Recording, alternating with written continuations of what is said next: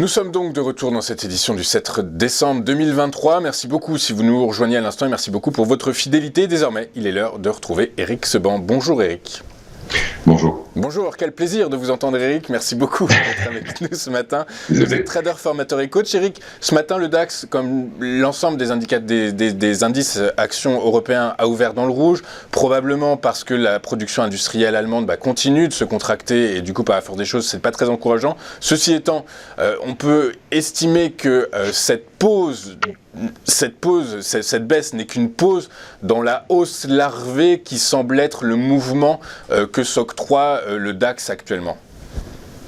Oui, une pause, c'est normal. Hein. Là où se trouve le DAX, c'est normal. Après, oui, une pause avant peut-être davantage. Le DAX a monté depuis tout le mois de novembre sans jamais s'arrêter, en faisant des pauses, mais sans jamais se replier. Donc une pause de plus, pourquoi pas. La semaine dernière, effectivement, les plus hauts de août étaient en ligne de mire. Je vous disais qu'il n'y avait a priori pas tellement de difficultés pour les atteindre, ni même de passer au-dessus. C'est exactement ce qui s'est passé en séance d'hier. Le fait que ça se calme un petit peu. Alors on a ouvert cette nuit un petit peu en baisse par rapport à la clôture d'hier, mais enfin bon. La hausse était tellement importante hier que de toute façon c'est pas très notable. Et puis on va surtout voir est-ce qu'on va avoir ce relais aujourd'hui, dans les jours prochains, ou bien est-ce qu'il n'y aura rien, parce que franchement c'est très difficile d'avoir une opinion là-dessus, compte tenu justement de la nature de la hausse. Comme je vous l'ai dit à l'instant, on a pris 14% depuis le plus bas, on a gommé en un mois ce qu'on avait perdu en 3, et pendant ces 14% il n'y a pas eu un repli. Donc c'est déjà pas très habituel comme comportement. Alors évidemment, on peut trouver des explications. Moi, j'ai dû appeler des copains pour en trouver, sincèrement, parce que pour moi, j'ai surtout un marché qui est tiré, c'est ce que je vous disais la semaine dernière. Maintenant, on peut aussi voir les choses autrement. On me dit que en fait, les chiffres de l'inflation sont suffisamment rassurants. En tout cas, les discours des banques centrales sont suffisamment rassurants sur les perspectives 2024. Qui peuvent être entrevus comme positifs, donc on se met à acheter. Bon, pourquoi pas, après tout, pourquoi pas. En tout cas, les achats, c'est pas des gros volumes, hein, parce qu'en face, on n'a pas de vendeurs. C'est surtout ça, quand ça ne pompe pas parce qu'il y a beaucoup d'acheteurs, c'est surtout parce qu'il y a peu de vendeurs. Et on comprend qu'il y a peu de vendeurs, parce qu'évidemment, quand on voit comment ça monte, et le discours ambiant, on n'a pas tellement d'initiatives de vente. Donc, ça n'encourage pas à prendre des positions de vente à découvert.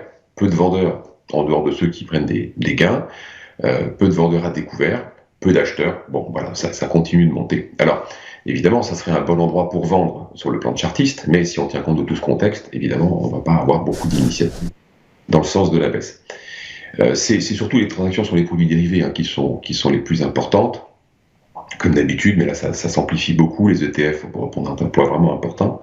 Et puis, on me dit qu'il y a eu il y a toujours pas mal de positions vendeuses, vente à découvert aux États-Unis. Donc peut-être qu'on a en plus, effectivement, le marché montant, des rachats de short, des vendeurs qui sortent de position parce que ils perdent. Donc au bout d'un moment, quand le scénario ne se réalise pas, on sort de position, puis un vendeur à découvert, donc un baissier, scénario baissier, qui sort de position, c'est quelqu'un qui envoie, pour fermer sa position, un ordre d'achat. Donc il entretient le haut mouvement. Si on ajoute à ça des vendeurs de call qui sont obligés de gérer dans le delta, bon, voilà, on a suffisamment peut-être d'acheteurs pour faire monter les choses. Donc, si on analyse les choses de cette manière-là, c'est une hypothèse qui peut tenir la route. À ce moment-là, tout ce qui se passe est normal. Et donc, on pourrait aussi peut-être envisager même encore un peu de relais, parce que s'il n'y a pas de vendeur, on peut toujours continuer de monter. Mais ce qui se passe, c'est que moi, je regarde les graphiques, et le message que j'ai dans les graphiques, c'est pas ça. Ce que je vois dans les graphiques, moi, c'est plutôt le chaos, notamment sur l'or. Quand vous regardez l'ouverture de dimanche soir, ça a été absolument n'importe quoi. Moi, j'ai jamais vu ça. Dans les premières minutes de cotation, en 30 minutes, on a fait plus 3,5%. Un dimanche soir, à l'ouverture, plus 3,5%. Et puis, à 16h le lendemain, on était à moins 6. Bon, déjà, ça ne me laisse pas penser vraiment qu'on ait de la conviction, mais plutôt énormément de spéculation dans des proportions qui pour moi ne sont pas rassurantes. Quand je vois la structure de la hausse du DAX, de cette hausse sans repli, 14% en ligne droite, ok, on s'est arrêté sur toutes les résistances, et puis d'ailleurs certaines on les a traversées, mais en fait, bon, on n'a jamais encore eu de repli, et à chaque fois qu'on s'arrêtait, c'était certainement des prises de bénéfices, et non pas des vendeurs à découvert. Bon. C'est pas une hausse qui est très saine. En tout cas, sa construction ne me paraît pas saine sur le plan de chartiste. Donc, selon moi, on a non pas le cocktail habituel d'une hausse, à savoir des acheteurs de conviction, des résistances qui sont franchies et des vendeurs à découvert qui se rachètent. Quelque chose qui se construit de cette manière-là, et plutôt, encore une fois, c'est ce que je pense, et c'est mon opinion, un engagement, que le marché, certains marchés sont tirés de façon très importante, et que c'est la spéculation qui, de mon point de vue, domine les échanges. Le problème étant qu'on est sur des hautes courbes, et que ça, c'est jamais très bon. Alors, l'avantage que l'on a, c'est si on a un côté qui n'est pas rassurant, en tout cas qui ne me rassure pas, il y a quand même quelque chose qui est rassurant, c'est que on n'a pas affaire au scénario que je vous dépeignais la semaine dernière, à savoir une baisse de la volatilité sur les options de vente. Parce que si on avait ce scénario de marché comme ça, en lévitation, tout retiré un peu plus haut, qui part dans le vide dans les deux sens sur certains actifs, eh bien, avec une baisse de la volatilité sur les options de vente, les puts dont je vous parle depuis déjà beaucoup de semaines, beaucoup de mois, parce que ce sont les instruments utilisés par les gérants de fonds pour protéger leur portefeuille contre des baisses. Si les prix baissaient, si la volatilité implicite sur les options put baissait, les prix baisseraient. Et donc ça veut dire qu'on aurait moins de demandes de la part des investisseurs long terme, et ça, ce serait inquiétant. Et comme je vous l'ai dit, si on commençait à avoir une baisse sensible de la volatilité à mesure que le marché continue de monter, à ce moment-là, on a le marché qui s'installe dans une situation propice à déjà une baisse, parce que si le marché est tiré, il y a un moment où ceux qui ont acheté vont vendre. Donc ça va commencer à faire baisser le marché. Et à partir du moment où vous avez des gens qui ne sont plus protégés, évidemment, vous avez des obligations de vendre à mesure que ça descend. Parce que là, pour le coup, vous n'êtes plus protégé, il faut vous débarrasser.